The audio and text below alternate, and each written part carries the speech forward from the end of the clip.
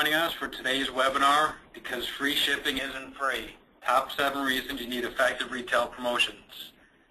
Today's presenters will be Fred Lietza. He's the CEO at Dynacomp, and joining him will be Joseph Fantozzi, Senior Solutions Specialist at Dynacomp as well. We're using the GoToWebinar platform, so if you have any questions, we are going to have a Q&A portion at the end of the webinar, and you can type them in on the right side of your screen in the panel. We will also have a survey at the end of the webinar that we hope you'll reply to after the event is over. At this point, I'd like to turn it over to Fred. Thank you.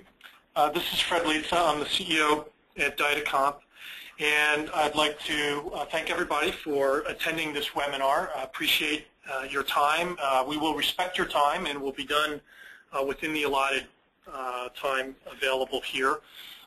As we said, if you do have questions, please write them in as we're going along, and we'll catch some of these questions as time allows at the end of this session. And if there's other questions, you can always follow up with us by email or other means later on. So let me do a quick review of our agenda here. We are assembled some of these, what we call 7 reasons for effective retail promotions, but really these are our business tips and techniques which have percolated up to us through our user community, our customer base, that we'd like to share with you in the nature of sharing best practices among us within this community here. So I'll start off running through some of those reasons. We'll talk a little bit about the free shipping topic and what we've learned about things that work and don't work in that environment from merchants that have tried a variety of different things in that category. And then I'll turn it over to Joe. We'll talk a little bit about how our solutions provide the infrastructure for you to follow these best practice techniques, and then open it up for some questions. So if we go to the first slide here, who are we and how did we come up with these reasons? Dynacomp has an active community of over 1,200 customers using our systems today.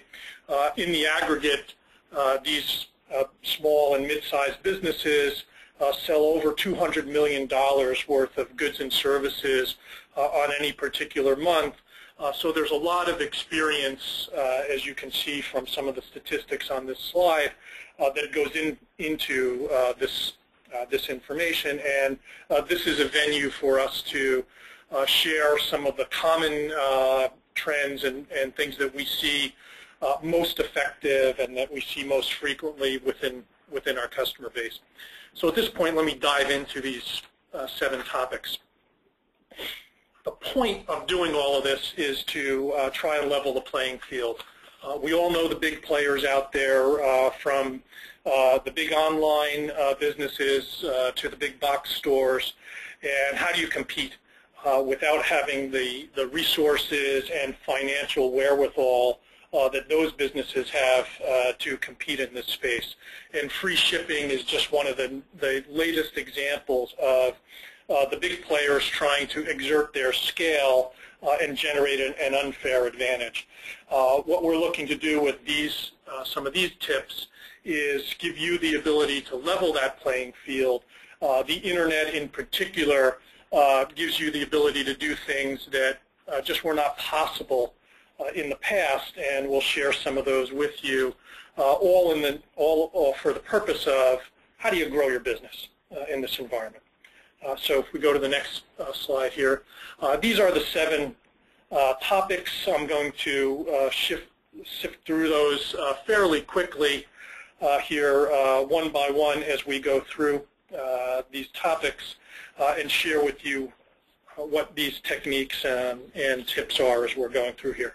So if we go to the first one, please, connecting with your best customers. This is really about segmentation. Who are your customers, and who are the type of customers that you want to attract on here? So it's about being able to have the information about your customers available and have enough information about them so that you can segment them into different categories, and therefore you're going to run marketing programs, sales campaigns, create incentives that speak to the particular preferences or buying patterns or demographics of these particular types of customers. I'm going to share with you in a minute one way of breaking out these customers based on buying behavior, but there's a lot of different ways to do that. We'll suggest a few here in this presentation. A couple of the reminders that I want to give you as we're going through this is that looking at the patterns for your customers, how do they buy? As it says in the headlines here, it's much more cost effective to sell more to a customer who's already knows you and bought from you than it is to go out and get that next new customer. So how do you capitalize on that? How do you make advantage of that? In order to do that, you need to know the patterns. You need to know who's buying what, how often, what's their buying history, and the like. And not just from what went through your website, but from all your different channels if you have multiple channels. What are they doing through your physical store? If they're calling you on the phone and placing orders. How do you capture all of that information, all of that history for a customer so that you can do the segmentation, see the patterns, and the like?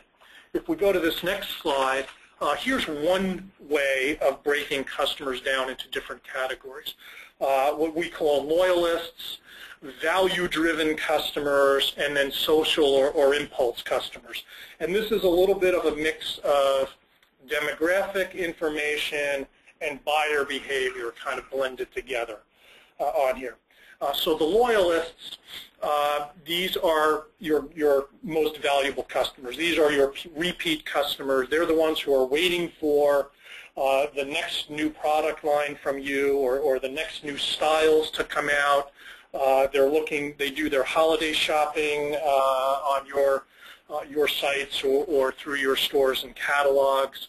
From a demographic point of view, if you're a cataloger or mail order type business, these are probably an older demographic, the people who are almost catalog hobbyists, if you will. They love getting those catalogs in the mail.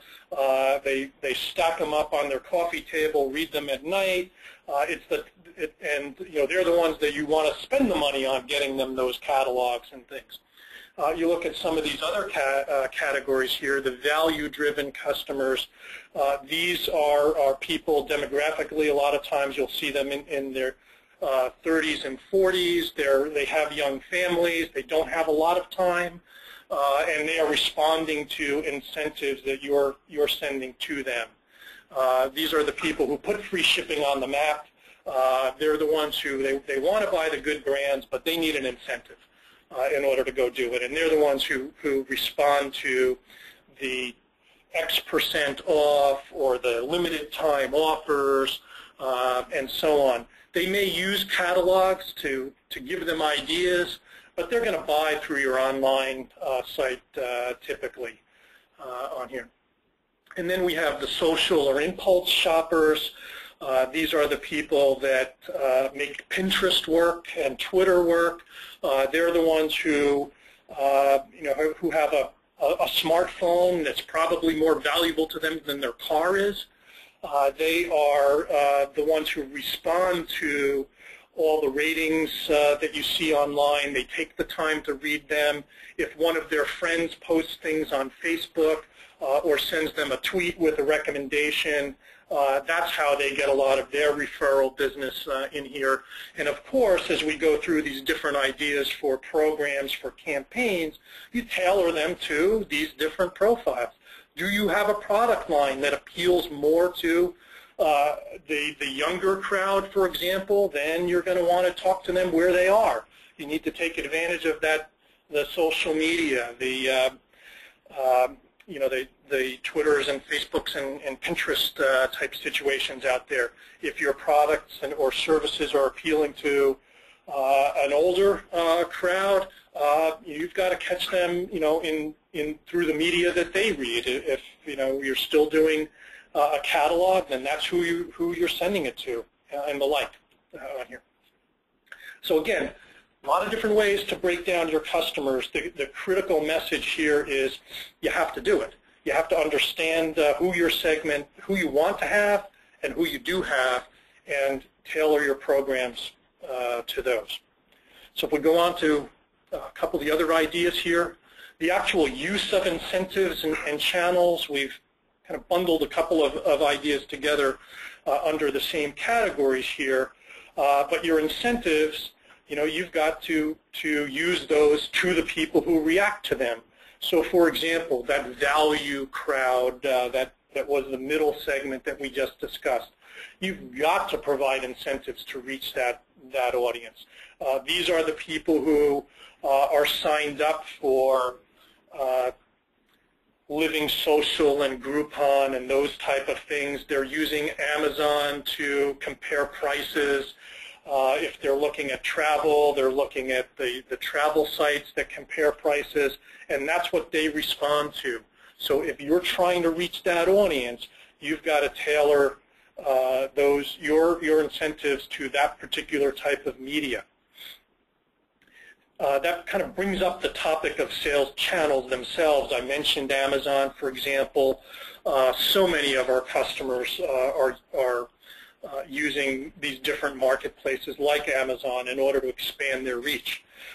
Most of our customers use them selectively, and we see more and more sophistication in how customers are using different channels. The point is to get a bigger audience, to help grow your business, to look bigger and become bigger than you are today, and that you may be, given the nature of your business in the past, you've got to use these different channels. In many cases, if you have a product which is price sensitive and you're looking for volume, channels like Amazon can expose you to millions of potential new shoppers. On the other hand, if a lot of your products are not price sensitive, or you don't want them to be price sensitive, then you may want to use some of these channels to move older models or excess inventory, and you don't want that type of discounting to show up in your branded website or in your catalogs or things. So you use these marketplaces to more anonymously do discounting and selling products. The point is, you're matching the channel to not only the target audience that you're going after, but to the way you're willing to sell. You're using discount or price-sensitive channels for those products you're willing and able to discount, and you're using your own branded site to maintain your premium prices and your premium brands here. Behind the scenes, an order management system is necessary and essential to managing across these different channels, because what's available for sale, how much inventory you have is no longer a straightforward, I can just look it up in my accounting system type of an answer. If I have 100 units of a particular product in stock and I sell 50 of them, how do I know I didn't just sell another 60 through Amazon or eBay or Price Grabber coming in through one of the comparative shopping engines and so on? So knowing what's available for sale is a pretty sophisticated problem, and that's where you can use something like an order management system in the background. We'll talk a little bit more about that at the end on here. So be multi-channel. Take advantage of these things. You could be multi-channel and still be strictly online. These days, there's so many options available to you. If we go on to number 3 here, customer service. One of the risks of the internet is that one unhappy customer has the potential to reach an audience like they never did before. Blog posts, customer reviews, you name it. A very small number of unhappy customers can have a disproportionate effect. And of course, the opposite is true. Some 5-star ratings, some strong product reviews, a few recommendations in the right blogs and posts can accelerate the level of leads and orders coming in through the door on here. Yelp, one of the experts in this space in terms of tracking customer reviews and levels of satisfaction and so on in the marketplace, basically says don't manage to the rating or manage to the blog post or the Twitter. Focus on service, and the ratings and things will come true. So how do you do that? One of the critical things is having the information available. When a customer contacts you by phone, by email, by text message, by whatever means you're opening up to them, what information do you already know about them? Do you know what they most recently bought from you? Do you know, what their profile is? The more information you know and the smarter you sound, the more flattered that customer is going to be, and the more satisfied they're going to be with the result, no matter what the actual answer is to their issue. The way they're treated is going to be the biggest impact on how they feel and what their level of satisfaction is at the end. And we've all learned from the banks and phone companies of the world how frustrating it can be to be asked to provide the same information 5 times on the same phone call, to be switched around from one person to another, and to have that very impersonal experience. So what is necessary here is having the information at your fingertips to be able to respond to the customer in the most educated and professional way possible, and importantly, the most personal way possible. That customer needs to feel like you believe their business is important to them, even if they're a $10 customer and you get 1,000 of them a day on there. That's what's going to lead to the blog posts, the ratings, the follow-ups, and so on, that give you retention and create that loyalist category customer that we talked about a few slides ago. Point number 4 here, I mentioned loyalists. We talk about brand loyalty. What are you giving those loyalists? What are you giving those loyal customers? And this is where these loyalty programs come into play.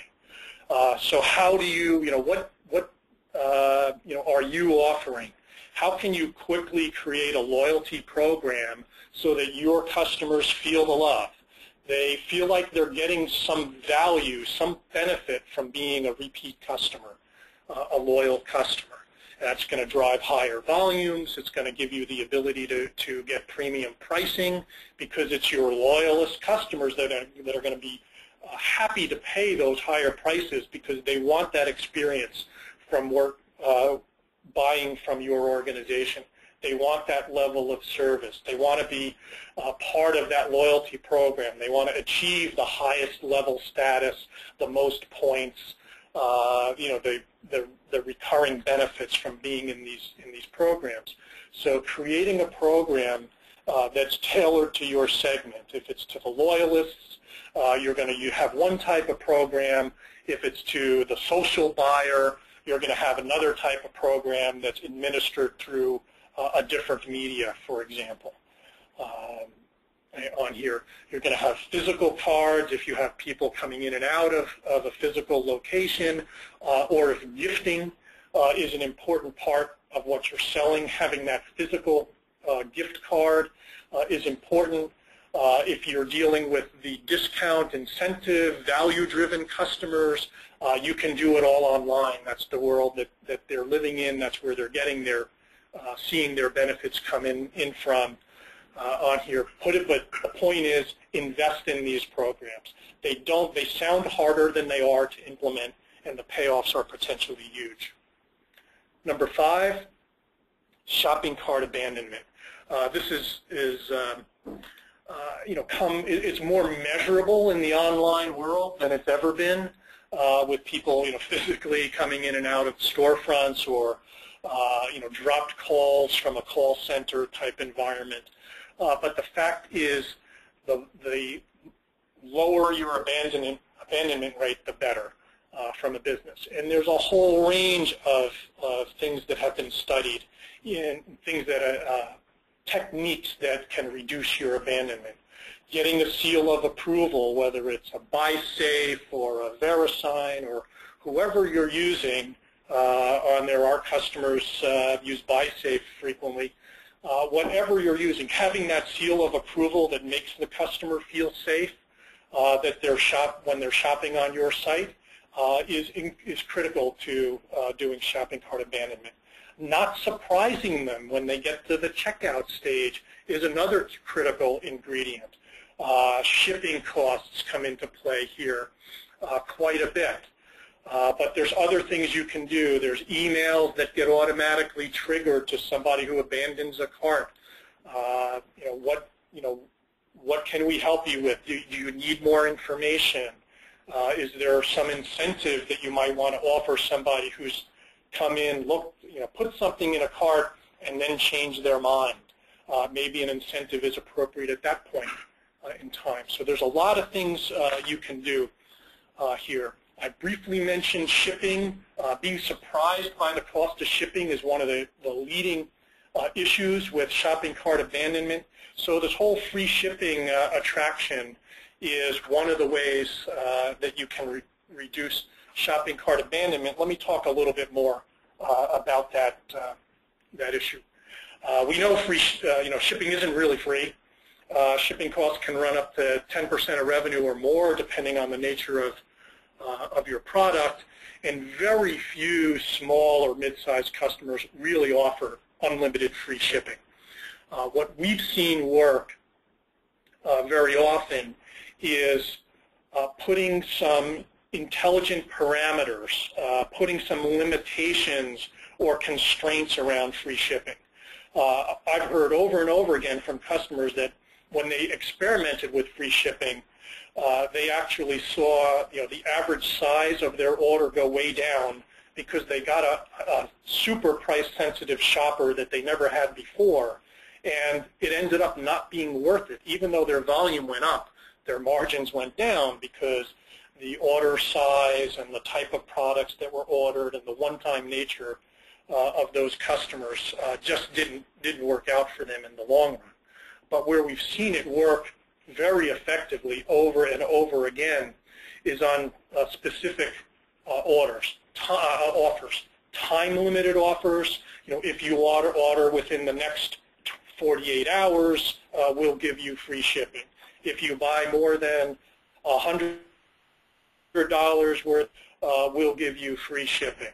If you buy this particular item, which we want to move a high volume of, we'll give you free shipping. So putting some parameters around it, selling what you want to be selling, those are the ways we've seen free shipping work for the customer and for as a way of growing their business and a way of attracting the type of customers that they want to attract and retain going forward. Getting noticed, this is an extension of the multi-channel point that I talked about a little bit earlier here, but this really is using the internet to level the playing field.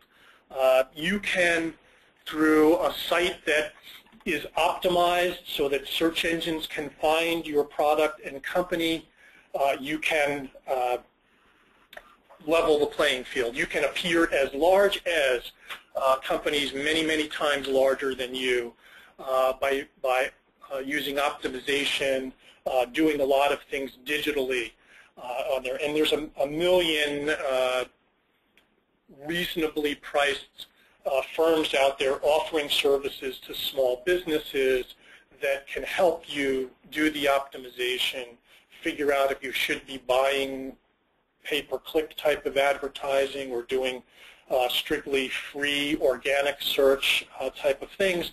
And the infrastructure you're using, the technology that you're using, can either facilitate that ability for customers to find you or hinder it. So it's critical to be using a technology which is oriented towards what the search engines are looking for and keeping up with what the search engines are looking for here. And finally, the last point here is it's not an option. Your competitors are doing this. The issue is you have the opportunity to do it better, smarter, faster than they're doing it. That's what you have to take advantage of. And the key comes right back to where we started. Who are those customers? And what are their preferences? And how can you look into your data and be able to segment those and target them so that you're doing the right campaign to the right target list. That's what success is all about in this category. So to do a quick summary here, connecting, identifying who your best customers are, who your preferred customers are, and being able to segment those, put the right incentives in place, reach them through the right channels, giving them a loyalty program that reinforces and retains them, looking at abandonment issues and how do you minimize that, and making sure you've done the steps to get noticed in this space. The Internet levels the playing field if you take full advantage of it on here. Our perspective, of course, is you need the right infrastructure.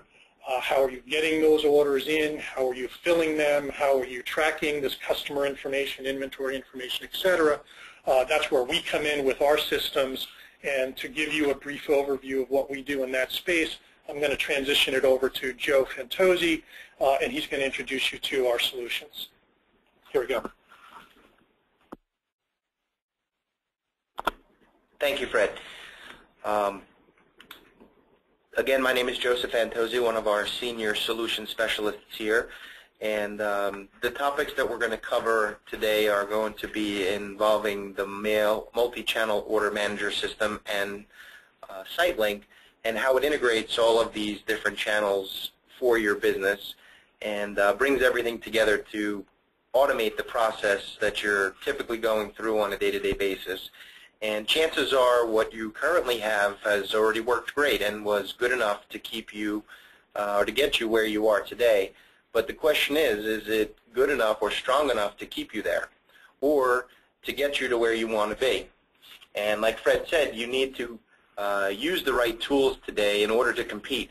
And like he said, to reiterate, the most important aspect of this is being found. And whether that's in search engines, whether you're sending out catalogs, advertising in Yellow Pages, on Yelp, Facebook, Pinterest, and the like, the grandfather of them all is Google, a lot of small businesses typically focus on one or a few of these, but don't really have the tools to bring them all together. And what Multi-Channel Order Manager allows for you to do is to manage the whole process. All of you have products that you want to sell. Whether you either manufacture them or you have vendors where you are supplied these products from, in either case, you also have clients that want to buy these products.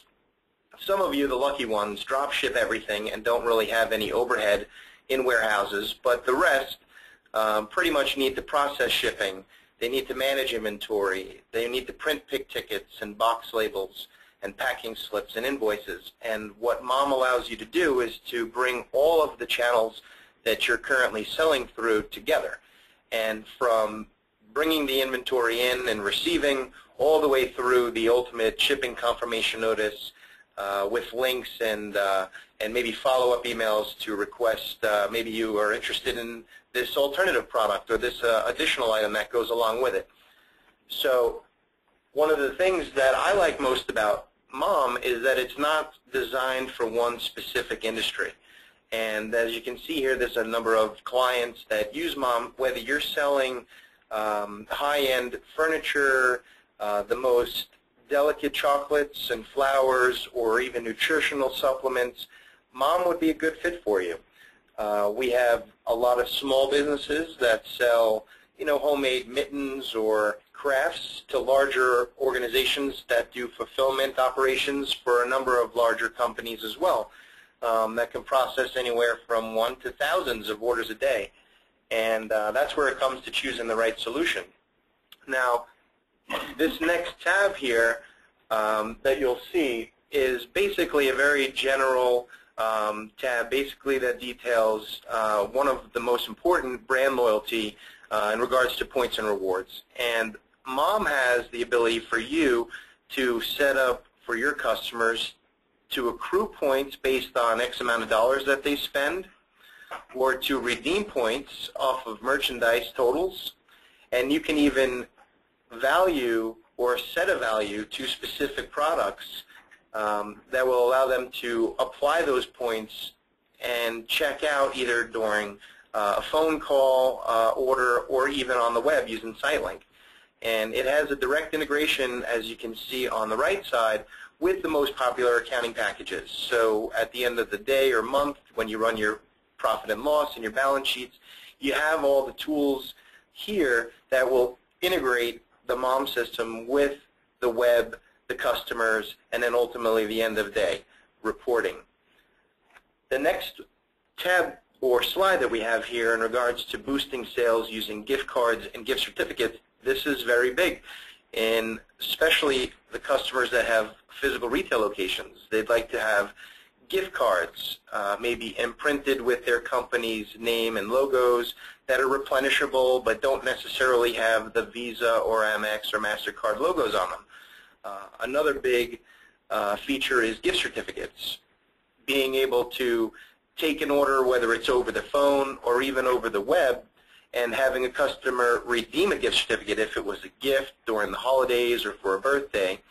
And across the top, you'll see there's a number of other tabs which we're not going to get into today during this presentation, but what I wanted to mention is that it covers everything from your stock item maintenance and inventory allocations in the warehouse, your vendor management, and it integrates directly with, as Fred said, eBay and Amazon and SiteLink, and some of the important tools like search engine optimization and keywords and URLs and meta descriptions and keywords and more are all managed right in one place. The next section that I want to cover is effectively marketing to your customers and prospects. And this is probably the most valuable feature of the MOM system. It allows you to know what your customers have bought. We already know where they're located, what you sold them. That data is stored here. But what a lot of you might want to do is capture additional demographic details, like, are you allergic to, let's say, peanuts? Are you married? When's your birth month or anniversary date? So this way you can target these customers and say, show me a list of everyone who's bought, let's say, this BlackBerry. Hey, I think you might also like the BlackBerry charger or the Bluetooth headset. Or if you want to focus on customers where a new dietary supplement comes out, well, exclude people who might have a particular allergy to something that's in there. And list management can also be linked to those points and rewards that you might have set up using, hey, show me everyone who has between 1 and 1,000 or 10,000 points, and if you don't use them, you lose them. And you can send a very simple email marketing notice right from MOM. You can use this feature here to export to your favorite email marketing program like iPost or eWay or even Constant Contact, and do follow-up and targeted campaigns specifically based on their true trends, on their true sales histories. Another really powerful feature that we have is called club membership, and this goes back to a lot of customers of ours that like to do the recurring billing and shipping, and this is where shipping isn't free can come into play. What many of our book companies use this for, maybe a book of the month club or a wine or a cheese of the month club. There's many different options that you have in regards to paying up front, maybe have free shipping for each recurring order. You can set it so that it goes every week, every few weeks, every month, or every so many months, and then you can even set it so that it goes on indefinitely until the customer cancels it. This could also trigger follow-up emails if you wanted to just re-engage customers again. Hey, I have this product, I know you bought this XYZ on this date, you might be interested in the new enhancement or the new updated accessory that goes along with it. As far as the reducing the shopping cart abandonment, SiteLink is a tool that's built off of the MOM system, and the inventory and the customer information and all the order history that they have, whether it's phone or point of sale on eBay or Amazon or any channel for that matter, it gives the customers the secure feeling that they have with those McAfee or the Buy Safe, the locks that you normally would see at the bottom of a website to feel like you're going through a secure checkout. And this particular site here, as you can see, has the Pinterest, the Facebook, the social networking links. There's over 330 different social networking avenues that you can link to, or at least allow your customers to link to add that level of, hey, I found this particular product not just on Google, but like Fred said, on my friend's Facebook page or on my mom's Pinterest board. You can offer recently viewed items. So if you're selling shoes, you might want to say, hey, I like the third pair that I bought, but instead I can't remember which department it was in. I'm just going to go ahead and search somewhere else. What SiteLink allows is it retains the information of the products that you've recently clicked on so that you can easily go right back to it and go through the secure checkout process. Another feature, because MOM manages all the channel's order information, whether it's sold on eBay or Amazon or in the retail store, you can show customers true trends. Of course, you can program a cross-sell, which is basically, me personally, I think you might like to buy the BlackBerry Charger. But what are people really buying when they buy the BlackBerry? And this is a feature called related products. And depending on which channels you want to select, if it's all channels, if it's all orders from a certain time frame, before the customer goes through the checkout process, it's an avenue where they can add even more items to the basket before they ultimately check out. And using that information and using the list management tools to target that audience will generate new revenue and will help increase sales. And it focuses on specific interests that your customers have. And without showing you all the specific details in this particular demo, I always hope to reach out to each and every one of you who've attended and schedule a follow-up discussion to learn more about your business and to see what tools you're currently using and what features you love in your current system and what things you think you may need to enhance, and come up with ideas and give you different options that are available to you, whether it's opening up to multiple channels or using SiteLink and MOM to manage the inventory part of the process more efficiently. And the next slide covers how MOM is integrated with a number of different partners, everyone from Magento, shipping for your order processing, payment processing, your accounting, QuickBooks, Peachtree, Mass90. You're not too big, you're not too small. There's feature set in MOM for you. And what we are proud to do is bring it all together so that there's no redundancy, there's no rekeying of information and having to worry about mistakes or errors or cutting and pasting. It pretty much gives a synergy between the inventory receiving all the way through, like I said, getting it out the door. And with that, we'll open it up to any questions that we have here. I see there's a number of them. My direct contact information is up on this screen, so you can reach me personally, and I would be glad to either schedule that follow-up call with you to learn more about your specific needs, and also we could, if you are interested, in scheduling a one-on-one demonstration to actually go through some of these features and see exactly how MOM and SiteLink work together. All right, thank you, Joe, and thank you, Fred, for that information. Just a reminder, we will be sending you a copy of the special report that's based on this webinar with a little more information for you to look at, as well as a link to the on-demand version of this webinar. And as we jump into the questions, if you do have any questions, please type them into the panel on the right side of your screen. first one that came in, do you know if abandonment rates go down when there are promotions? Yeah, thanks. This is Fred. I will start off on this one anyway. On here, the quick answer is our customers say yes on here, and I don't say that because we've done some super detailed scientific study within our customer base, but more anecdotal within our customer base that clearly there are promotions that do drive down abandonment, and the most effective of which is to trigger something. When somebody abandons a cart, contact the shortest amount of time after they do that where you can give them some type of follow-up, the better. And different customers that have different types of products have different content in what those follow-ups are, so I can't give you any specifics along those lines, but clearly having some way of being able to trigger an email or a phone call, some way to reach out to that person who's abandoned a cart within a 24-hour window is one of the most effective ways to do that. There is plenty of research available as well, which talks about shopping cart abandonment rates on e-commerce websites and so on.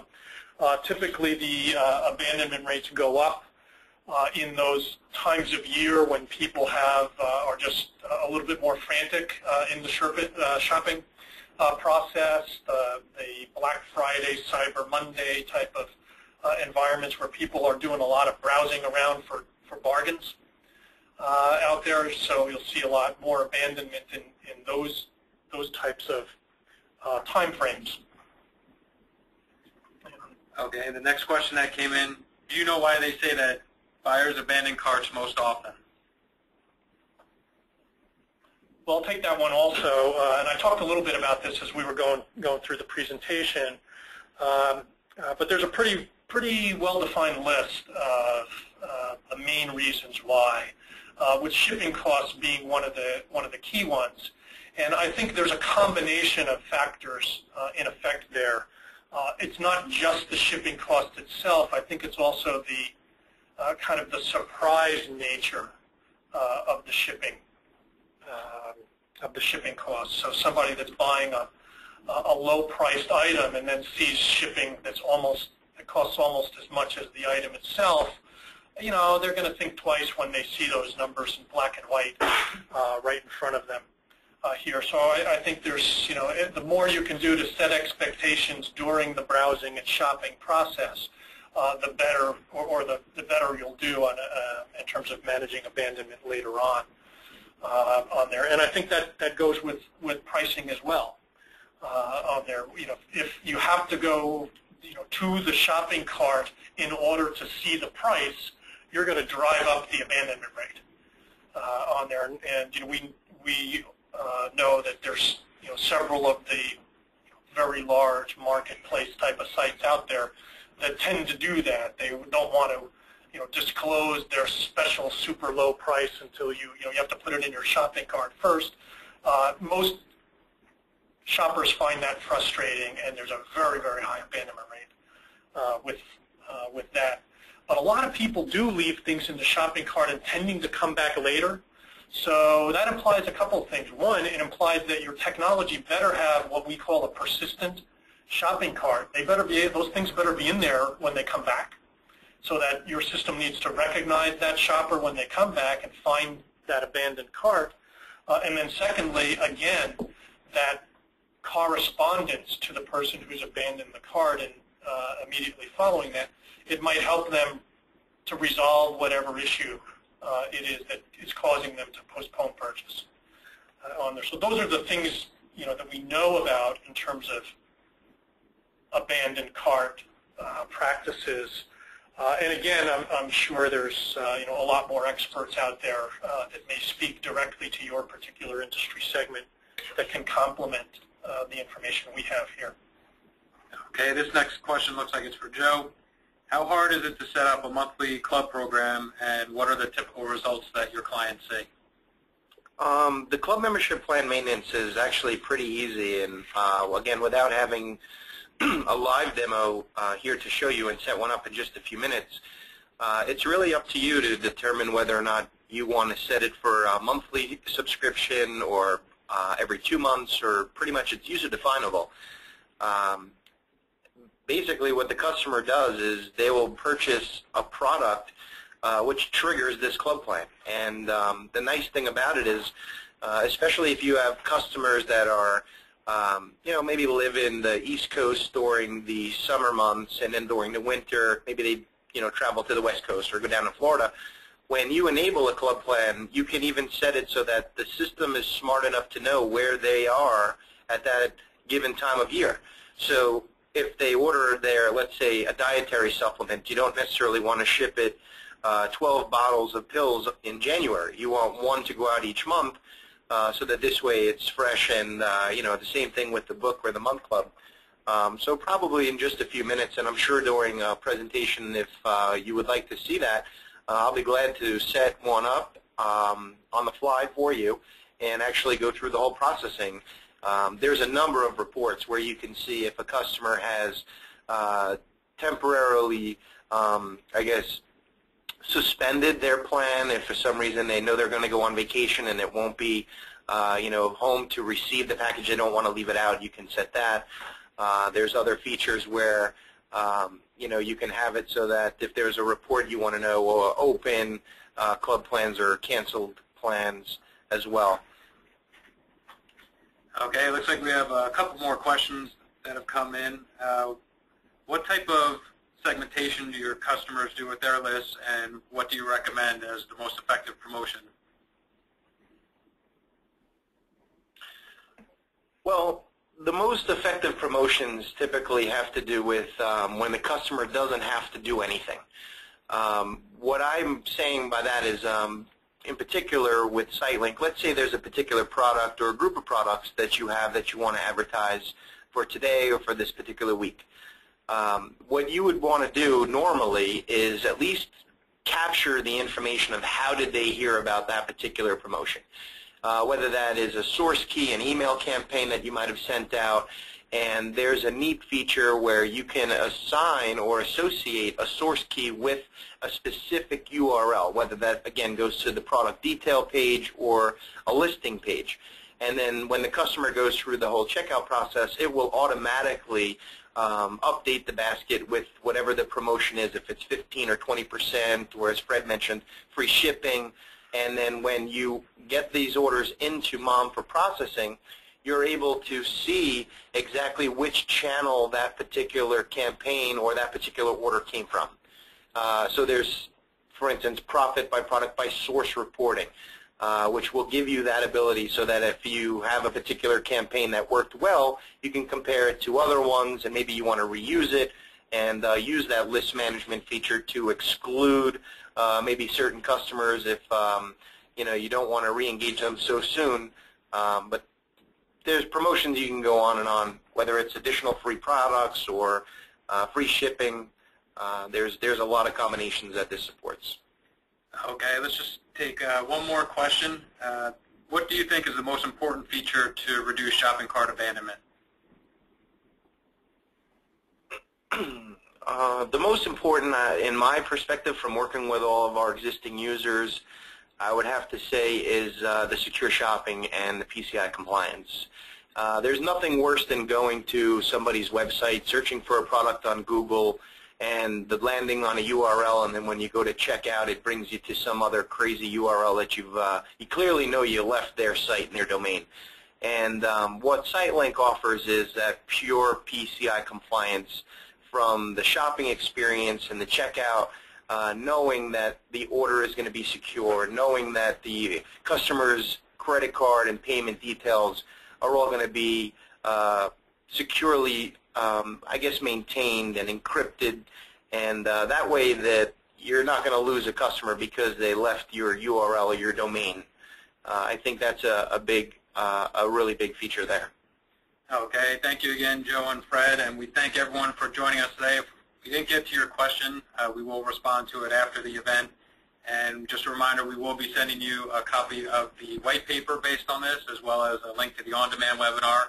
And as we end the webinar, you will be asked to complete a brief 3-question survey. We hope you will complete that, and we thank you again for joining us.